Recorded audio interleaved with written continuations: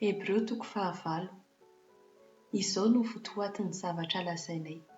Mpisorombe toy izany no ananantsika, ary mpisorombe efa mipetraka any an-danitra, eo ankavanan'ny seza fiandranan'ilay Andriamanitra lehibe. Mpanao fanimpom-pivavahana ao amin'ny toeramasina izy, dia ao amin'ny tenatran'ilay izay naorin'ny Tompo fa tsy naorin'olombelona. Ny mpisorombe rehetra dia tendrena mba hanolotra fanatitra sy sorona, ka dia tsy maintsy hanan-katolotra koa ilay mpisorombentsika. Raha ety an-tany izy dia tsy ho mpisorona akory, fa efa misy rahateo ireo mpisorona manolotra fanatitra araka ny lalàna jiosy.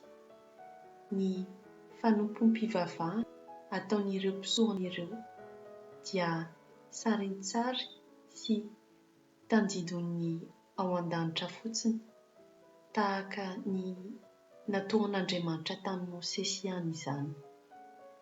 Fa noho efa hanao ny tranon'ilay izy dia nilazan'Andriamanitra hoe: tandremo mba ho araka ny ohatra nasehoko anao tany an-tendrombohitra no hanaovanao ny zavatra rehetra. Fa ankehitriny i Jesosy dia nanankinana fanimpom-pivavahana tsara lavitra noho ny an'ireo mpisorona ireo, satria izy no mpanalalana amin'ny fanekem-pihavanana tsara lavitra izay miorina amin'ny fampanantenana tsara lavitra. Raha tsy nanantsiny tokoa ilay fanekem-pihavanana voalohany, dia tsy nilaina izy faharoa hisolo azy. Kanefa omen'Andriamanitra tsiny ny vahoakany raha ilazany hoe: indro fa avy ny andro, hoy ny Tompo, izay anaovako fanekem-pihavanana vaovao amin'ny mponiny Israely sy amin'ny mponiny Joda.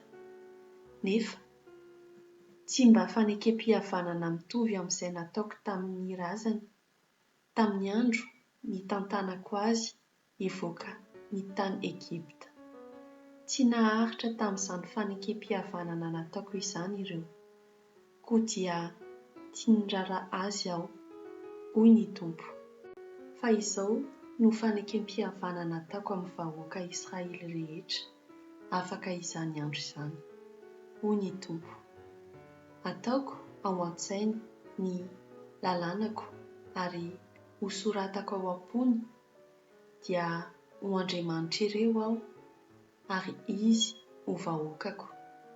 Ka samy tsy hisy hampianatra ny mpiray firenena aminy na hampianatra ny havana intsony hanao hoe: mahalala ny Tompo, fa samy hahalalay avokoa izy rehetra, hatramin'ny kely indrindra ka hatramin'ny lehibe indrindra.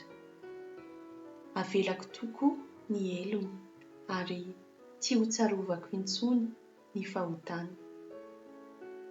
Matoa milaza fanekem-pihavanana vaovao Andriamanitra, dia nambarany ho efa tranainy ilay voalohany. Fa izay efa tranainy sy mihatonta dia mandiva ho levona.